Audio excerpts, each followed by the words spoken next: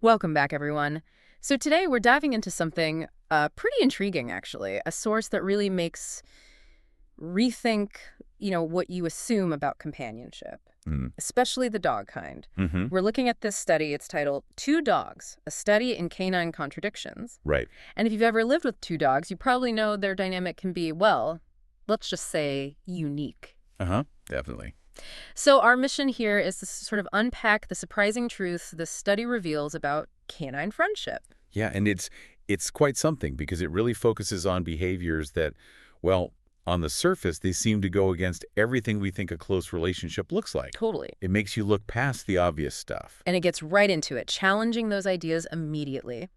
The study notes that two dogs sharing a space are, and I quote, rarely cordial and do not play together. Yeah. Which, for anyone picturing dogs just, tumbling around all day, that's a bit of a shock, isn't it? It really is. It suggests less of a happy playground and more like Separate worlds. exactly Mhm. parallel universes happening in the same living room.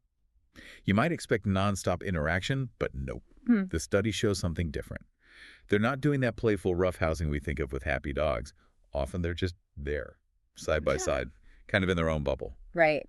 So that really challenges our first idea that dog friendship is all about playing together. And then it adds this other layer, noting they are rarely quiet and bark all day.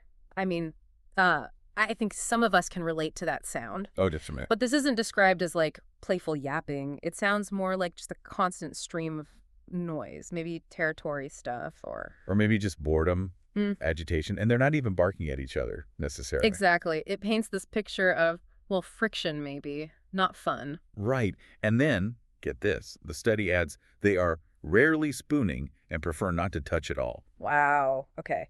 So no snuggling on the sofa. Apparently not. No seeking physical comfort from each other, even though they share a home. So you've got this lack of physical closeness, plus the constant noise. It suggests this sort of distant cohabitation, maybe even competitive. It almost sounds less like friendship and more like a very specific roommate agreement. You'd absolutely think so, based on just that, especially because the study then says they are attention-starved and beg shamelessly for petting. Ah, right. So they desperately want connection, affection, but from us, From the humans, yeah. not apparently from each other. It's such a stark contrast, It totally is. If they're not playing, they're not quiet, they're not touching, and they're constantly competing for our attention. Yeah. What is their relationship? Like, what's holding it together? And that is where the study just flips everything. This is the core insight, really. Okay.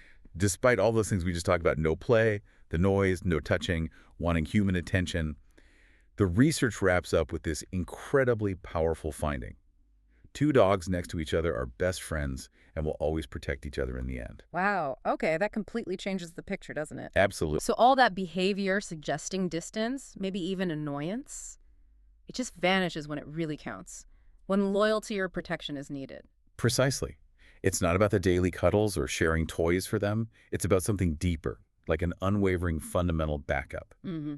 It's a powerful reminder, isn't it? That the way affection or closeness looks on the outside isn't always the whole story. Yeah. For these dogs, their deep bond isn't shown through games or being cuddly.